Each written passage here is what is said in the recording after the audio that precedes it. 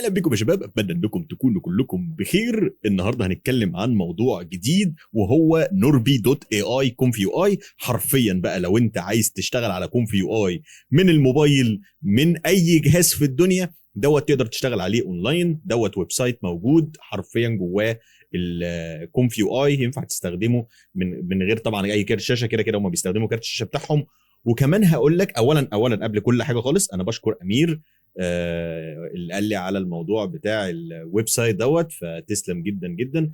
فهو قال لي ان انا اقول لكم ازاي تستخدموا الموقع ده، رغم ان انا كنت ماشي بمبدا ان انا دايما هشتغل على اللوكال وما استخدمش مواقع. بس طالما ممكن يفيد ناس معينه، لا طبعا زي ما امير قال لازم الناس كلها تبقى عارفه عن الويب سايت ده. هقول لك اولا قبل ما نبدا الموضوع بتاع الحلقه عشان تعرف، احنا الويب سايت ليه كذا بلان بتشترك فيها.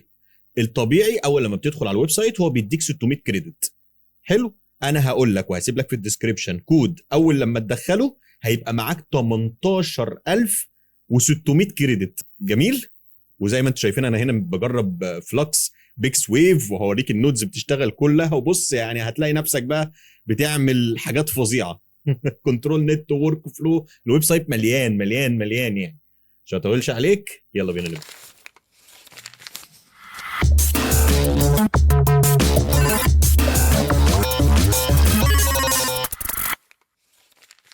طب يا سيدي، اول لما انت بتدخل في اللينك اللي موجود عندك في الديسكريبشن تحت، انت بتلاقي الصفحه دي فيها ورك فلو سيمبل جدا وبسيطه، وبيليك 600 كريدت. ال 600 كريدت دول احسبهم 600 ثانيه، ماشي ليك انك انت تستخدم 600 ثانيه. انما لما هقول لك على الحوار ده هيبقى ليك 18600 ثانيه تقدر تستخدمهم وقت ما انت عايز لحد ما الكريدتس دي تخلص، ولما تخلص تقدر طبعا تشحن تاني. انما 18500 دول يعني 600 دول رقم ضخم جدا.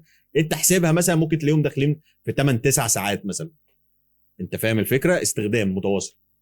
طيب يا سيدي، وطبعا انت الحاجه ديت هتبقى موجوده لو انت عندك ورك فلو صعبه ما بتشتغلش عندك على الجهاز. لو انت عايز تجرب حوار كونفيو اي لحد ما تجيب كارت شاشه جديد، او انت تعلي الجهاز بتاعك، وهكذا وهكذا وهكذا. فالويب سايت تحفه انك انت تقدر تعمل كل الحاجات دي. هتلاقي اللينك والكود تقدر تسجل منهم في الديسكربشن. طب يا سيدي، دلوقتي انت اول ما بتفتح بتلاقي ورك فلو عاديه جدا بتاعه كونفيو اي التقليديه اللي احنا على طول بنبدا بيها، اللي هو بيبقى فيها لود شيك بوينت وكليب تكست وسامبلر وفي اي ويطلع لك صوره. جميل. انا بقوم جاي عامل ايه؟ اول حاجه انا بسجل الدخول عندي من الويب سايت هنا، وبدخل على كلمه مانجر، ومن جوه كلمه مانجر هنا بقوم جاي نازل في السيتنج ومختار كوبون، وجوه كوبون هنا هتقوم جاي كاتب شيت. تمام، هتلاقي الكلمه دي موجوده عندك في الديسكريبشن، هتبدا تستخدمها. واول لما تدوس ابلاي هيخليك تشترك في البلان اللي هم عاملينها. تمام، هتلاقي انك انت بقيت مشترك في الستاندرد، فانت كده بقت معاك فور فري تقدر تستخدمها. مش 10 دقائق، انت حرفيا بقى معاك 5 ساعات وتقدر تطلع 15000 صوره. حلو كده. طيب يا سيدي، ده بالنسبه للجزء بتاع ازاي تساين ان. اول لما بتدوس يوز بلان، انت اول لما بتدخل في الورك فلو بتلاقي بقى عندك 18600 كريدت. حلو كده. طيب اي ورك فلو انا شرحتها قبل كده، اي طريقه شرحتها في كونفيو اي تقدر تنفذها هنا. طيب بمعنى ايه؟ لو انا خدت دي كوبي ولو انا قمت جاي قايل ايه نيو بروجكت، كل اللي انا كنت بعمله قبل كده احنا هنشتغل دلوقتي فلكس، وهوريك ازاي نستخدم فلكس الديفولت، وبعد كده هوريك الورك فلو اللي تقدر تستخدمها تجيب الورك فلو منين. جميل. طب يا سيدي بص، اول حاجه انا حرفيا بدوس هنا، هنقول ايه؟ لود ديفيوجن موديل. دي اول نود احنا بنجيبها. بعد كده دبل كليب لودر، بعد كده لود في اي. دول اول 3 اساسيين. والكليب احنا عايزين تكست كليب انكودر. ماشي، ممكن نستخدمه مرتين، واحد للنيجاتيف واحد للبوزيتيف. عارف ان فلوكس ما بيستخدمش نيجاتيف، بس هي عشان بنستخدم البرومبت كده. جميل. بعد كده ايه اللي بنطلبه تاني؟ كي سامبلر. حاجه تاني ليتن ايمج.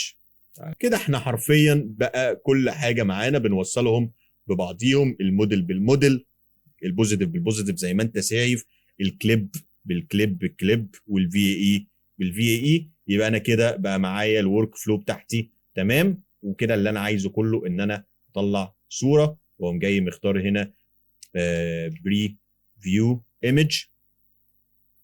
حلو. شفت السهوله بقى بتاع هو كون في اي. يعني انت الموضوع كله لو انت اوريدي مش عارف تستخدم كون في اي، اللينكات موجوده في الديسكربشن ازاي تبدا تستخدم كون في اي. ولكن ده كده بالنسبه لورك فلو هنستخدمها بسيطه جدا لفلوكس. حلو، انا هقوم جاي مختار بيكسي ويف فلوكس ديف اللي انا بستخدمه عندي على الجهاز، واختار الويت اف بي 8 اي 5. طبعا الحاجات دي انا بعملها انا عندي، بس انا متعود عليها، يعني انا بعملها كده علشان اسرع من الموديل. لكن لو ما انا اوريك سرعه الويب سايت هنا اصلا انت مش هتعمل اي حاجه من دول. تمام، هنختار هنا الكليب بتاعنا الكليب اي، وهنختار اف بي 8 هنا، وبدل ما هو اس دي اكس ال هنخليه فلوكس. ولازم تتاكد انك انت عامل على الاي اي سوفتنرز. تعالى هناخد البرومبت اللي انا اوريدي كنت كاتبه في الحاجه اللي انا كنت بشغلها. جميل، بعد كده هنقوم جايين مظبطين شويه سيتنج. ايه الحاجات اللي انا هظبطها؟ انا مثلا عايز 25 ستيب على بقى جهاز قوي تمام وعايز هنا تبقى 3 ونص، وهنستخدم ايرل وهنستخدم سيمبل، مش هنغير اي حاجه تاني. هنيجي هنا هنكتب 8 3 2 في 12 16 تعالى 832 في 1216. ده الريزولوشن ده انا بحبه. بس كده بس كده تقوم جاي دايس كيو، هيبدا يسحب. مش هيسحب من الكريدت بتاعتك غير اول لما يعني بص هو بدا يعد كده كده، هو بدا يسحب من الكريدت عندك 4 ثواني باربعه كريدت. بس عايز اقول لك شفت اللود والحاجه والتكست وبدا يعمل حاجه في قد ايه. تخيل ان ده فلوكس، وفلوكس بيكسي ويف 25 بريزولوشن عالي. يعني انا ذات نفسي الصوره لما بتيجي تطلع عندي بتطلع في 38 ثانيه، مقارنه بده تعالى اوريك هيطلع مثلا في كام ثانيه. يعني مش هسرع الفيديو لان انا عايزك انت تبقى شايف بالظبط الوقت اللي بياخده وبيخصم معاك كريدت قد ايه في الصوره. ما تنساش ده فلوكس، فهو اوريدي فلوكس تقيل جدا. هو هنا 38 ثانيه، يعني حرفيا هو طلع الصوره دي بص 500 استخدم 38 كريدت. الجزء اللي في النص ده بس كده استخدم بتاع 20 ثانيه، يعني اقل من الجهاز عندي بتاع حوالي 15 ثانيه. وباي ذا واي هي الصوره كده انا عايز جليتشي، صوره جليتشي للجوكر على كارت ورقه الجوكر بتاعه الكوتشين. جميل، فهو طبعا فلوكس لما بتيجي لحوارات الستايل ما اقولكش يعني. يبقى كده يا سيدي انت بقى حرفيا معاك ورك فلو فلوكس موبايل، او انت عايز تستخدمها في اي مكان. ده كده بالنسبه للجزء الاولاني. طيب ايه تاني نقدر نعمله؟ لو انا دخلت في المانجر هنا تاني، المكان اللي انا كنت قلت لك عليه، حرفيا في ورك فلو جاهزه موجوده عندهم. ورك فلو تقدر تخليك تعمل تكست تو ايمج، ورك فلو تحول لك صور من الكرتون، حاجات تطلع لك فيديوهات. بص كل الحاجات اللي انا كنت شرحتها قبل كده عندك موجوده ليها ورك فلو. بلاد نيون ارت ستايل، تخش تتفرج وتطلع اللي انت عايزه حرفيا. وليه اكسس انك انت تاخد كمان ورك فلو من عندك على الجهاز وتحطها وتبدا تستخدمها. فانا عايزين هنا مثلا نستخدم ورك فلو من الورك فلو اللي موجوده هنا using flux like mid journey. تعال نجرب دي. اول لما بتدوس رن هو بيقوم جاي فاتح لك الورك فلو في بروجكت جديد، وبيبدا تشتغل على البروجكت الجديد ده. طبعا بتلاقي كل النودز موجوده وكل حاجه موجوده. فده في حد ذاته انت يعني الناس بتحاول تسهل. طبعا هو بالنسبه لهم مكسب، لانك انت لما تخلص الموضوع ده كله هو بص اصلا عامل لك النودز مبسطها لك خالص. جميل، علشان انت يا دوبك تستخدم كرييت هولدنج ساينز ذات سيز كل الحاجات سيمبلي جروب نود. هو عامل بقى كل دي، لو جينا نفتحها هنا هنلاقي كل النودز موجوده مع بعضيهم هنا، بس هو ايه عاملهم مقفلهم مع بعض في نود واحده. تقدر بص هتلاقي كل السيتنج، الايرل، السي اف جي، بلا بلا بلا بلا بلا بلا، كل حاجه ايه متظبطه. لو انا قفلناه تاني كده هنسيبها زي ما هي. ده بقى ايه الشغل اللي هو الشيك الهادي ده. يبقى احنا كده بقى معانا ورك فلو. بص هو بيقول لك ايه اكاد هولدنج، بيقول لك ان الورك فلو دي بتطلع حاجه بجوده ميد جيرني. تعال نجرب، انا مش هنخسر حاجه، كده كده معانا فور فري. طيب هو المفروض هنا هيدخل في السيمبل جروب نود، ويبدا اول لما الرقم ده اللفه دي تخلص كده معناها ان هو هيبدا ينفذ البروسيس. احسن حاجه في الويب سايت ده انا لاحظتها ان المودلز والكليب فيجن والحاجات دي كلها بريلودد عندهم على الاجهزه بتاعتهم. فبالتالي لما انت بتيجي تستخدمها ما بياخدش وقت يلود المودلز دي، يعني ما بيخصمش من الكريدتس بتاعتك الوقت بتاع ان هو بيلود لسه الموديل، بيلود الكليب ارت. ده هو بيعمل كل ده في الباك جراوند، وبيبدا يحاسبك حرفيا في الوقت اللي بيبدا ينفذ فيه الصوره. فده في حد ذاته انا حاجه انا جربتها ولقيتها انها كويسه جدا جدا جدا. انا مش عارف هو ليه مطول المره دي، بس تعال نشوف هيطول قد ايه ونرجع تاني. هو ما خدش بعد ما انا قلت لكم على حوار هنشوف ونرجع تاني دي، حرفيا خد 12 ثانيه وبدا اهو ينفذ. لما زي ما انت شايف هتلاقي ان الصوره بيتعمل لها جنريت، وهتلاقي ان المفروض الريزولت طلعت. هياخد منك المره دي لان ده مش بيكسي ويف، هتلاقي خد منك 23 ثانيه، بمعنى ان هو خد 23 كريدت. خلاص كده الموضوع فلوكس انستيد اوف ميد جيرني. شايف الجمال؟ وكل المودلز الجديده حرفيا لو انا دخلت هنا في سيمبل جروب، تعال نشوف عندهم الموديل. عندهم شاتل مثلا، بما ان شاتل ده يعتبر اجدد حاجه. تعال نشوف كده، تعال نشوف في حرف الاس. تعال نكتب هم عندهم هنا، ممكن اكتب ايه؟ شاتل. شاتل 3 ديفيوجن نايس. ممكن نستخدم هنستخدم هنا بدل دي نخليها راندوم. الجايدنس 3.5 مفيش مشكله طالما السي اف جي على 1. عندك الستبس بنستخدم 4 لان ده شاتل، فبالتالي بقى تخيل انت بتستخدم 4 وبيستخدمها سريع. انت فاهم الفكره؟ فنفس الصوره دي تعال بص، هو البرنامج الموقع هياخد قد ايه، هنشوفه هيلود دول في قد ايه، وفي نفس الوقت هو ذات نفسه هياخد قد ايه. تعال ندوس كيو. انا غيرت شويه حاجات في البرومبت هنا تمام علشان اوريك الوقت اللي هو بياخده. تعال ندوس كيو تاني. انا عايز اوريك حرفيا الاربعه سيمبل بتاعه شاتل هنا، يمكن عندنا 9 ثواني. تعال بص هو هنا بيعملها في قد ايه. طبعا اولا انا مبسوط ان انا دلوقتي وانا شغال مش سامع كارت الشاشه عندي في الكيسه بيعيط، مش سامع البروسيسور بيقول لي حرام عليك ارجوك كفايه. طبعا انا اول لما بدوس كيو ديت بتلاقي الجهاز عندي فان انا عمال دلوقتي بجنريت صور. بص ادي 0، ادي ثانيه 3 4 5. المفروض البروسيس اللي هو بيمر بيها دي مش هيمر على كل ده، هو هيبدا بص الستبس هتمشي في قد ايه. 1 2 3 4 صوره. انت فاهم؟ مش فاهم الجمال؟ وحرفيا بقى ليك انك انت تقعد تلعب. لو انا مثلا جيت هنا، تعال نجرب الحاجه ديت. تعال هنيجي هنا، هنيجي هنا. انا مش عايز استخدم بقى النود اللي هي فيها الحاجات المجمعه دي. فبالتالي مثلا انا عايز اطلع ايه من النود ديت لو انا عايز استخدمها. في الجزء بتاع التكست، فهو هنا في كليب تكست، كليب تكست. تعالى نعمل ايه؟ تعالى نخش هنا في الورك فلو اللي كانت موجوده هنا، وتعالى ندور على كنترول نت. اهو يا عم في كنترول نت للجي جي يو اف اهو. تعالى نجربه ونشوف احنا يبقى معانا الدنيا زي ما عندي على الجهاز، ولا هيحصل معانا مشاكل او مضاعفات. جميل جدا. ادي الويب سايت، وهو كمان حاطط لك صور لو انت عايز تستخدمها. كاتب لك هتعمل ايه، وهنا كاتب لك الستايل، وبيقول لك هنا انك انت لو انت عايز تغير كرييت كوميك سين، فوتو سين، او انمي سين، تقدر تغير ما بينهم. هو دوت التكست كرييت كوميك سين فيتشر اللي في الصوره هنا. تمام. اقدر انا هنا اقوم جاي دايس على تشوز فايل تو ابلود او تشوز ايمج. طبعا سوري تشوز ايمج تبقى موجوده من الحاجه اللي عندك على الجهاز. تشوز فايل اقدر اختار اي فايل موجود عندنا على الجهاز. فلو احنا اخترنا مثلا الصوره ديت، طبعا هو لازم تعرف ان هو بيعمل للصوره ابلود. تمام. بعد ما بيعمل لها ابلود ده كمان بيحطها لوحده. نايس. عاش. وبس يعني انا هسيب التكست زي ما هو هنا، مش هغير اي حاجه. تمام. وكل اللي علينا نشوف الموديل. بص دي احسن حاجه، مش هبص على اي حاجه ومش هشوف اي حاجه. انا كل اللي عليا ان انا بعد كده اقوم جاي دايس على كلمه كيو، هو يعمل يا عم اللي هو عايزه. حاجه بقى راحه ما بعدها راحه. ده انا كان يا عم بيطلع عيني والله. جميل جدا. طلع لنا الصوره اهي. طبعا هو خد بس الملامح اللي موجوده. لو انتوا بصيتوا على الشعر، بصيتوا على الستايل، هتلاقوا هو خد يا دوبك بس الشكل العام بتاع البنت، وقام جاي مستخدم كنترول نت.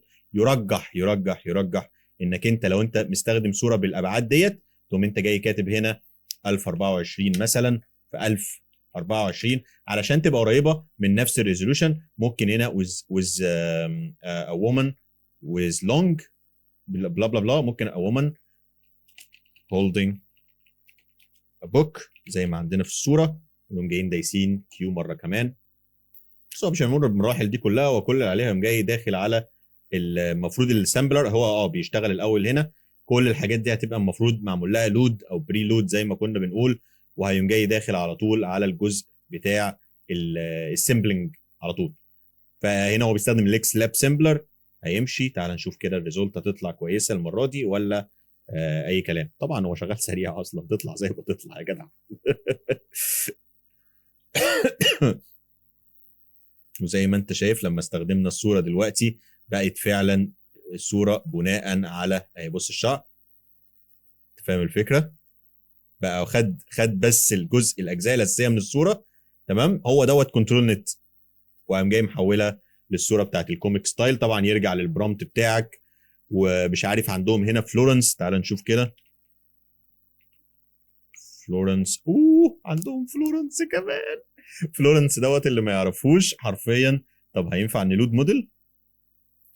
لود. الله الله يا جدع، وعندهم كل المودلز. عندهم فلكس لارج. ده فلكس لارج دوت بتاع حوالي 32 جيجا. نايس نايس نايس نايس. ده ساعتها بقى انت تعمل ايه؟ تاخد الايمج هنا تحطها هنا، تمام، وتقوم انت جاي هنا يطلع لك، المفروض هيطلع لك كابشن في ديسبلاي اني. ايه ده كان موجود دلوقتي؟ ديسبلاي اني، لا بس مش بتاعت دي. ايوه ديسبلاي اني بتاعت ريجيدر ديت. حرفيا بناخد الكابشن هنا نحطها في ديسبلاي اني، واقوم انا جاي دايس على كلمه هنا بدل ريجن نخليها مور ديتيلد كابشن او ديتيلد كابشن بس، تمام. ونقوم جايين دايسين كيو. اقدر قبل ما البروسيس تخلص بقى اقوم انا جاي دايس ايه؟ ستوب هنا، فما يكملش بقيه البروسيس. يعني انا ندوس ينفع كانسل كيو؟ ماشي، يعني لو جت على النقطه دي فخلاص مش مشكله. الصوره واتعملت. ده احنا كل الفيديو دوت كده وما عديناش اصلا بتاع 200 كريدت من ال 18000 كريدت. ما عديناش 1000 حتى. احنا ايه هنسيبها زي ما هي كده. بس انا المره دي بقى هاخد اللي انا طلعته هنا من فلورنس، اللي هي ايمج وومن سيتنج اون كاوتش ويرنج الكلام ده كله، واقوم جاي واخده حطه في الوصف، او وومن سيتنج اون كاوتش ويرنج. بص اخد الكلام ده كله من غير الباك جراوند، من غير الباك جراوند. يعني هنا هي بلو ماج، مش لازم البلو ماج كمان. اون ذا رايت ريدنج ا بوك لغايه هنا. ده كده الوصف بتاع البنت اللي هو اداها لنا. sitting couch wearing a cream colored sweater and blue jeans reading a book. اي حاجه تاني؟ نوب. شفت؟ ده لازمه فلورنس، مش بيوصف لك اللي موجود في الصوره. طبعا ده ديتيلد كابشن، انا ممكن اعمل مور ديتيلد كابشن هيقول لك الحلق اللي هي لابساه، لون عينيها جوه.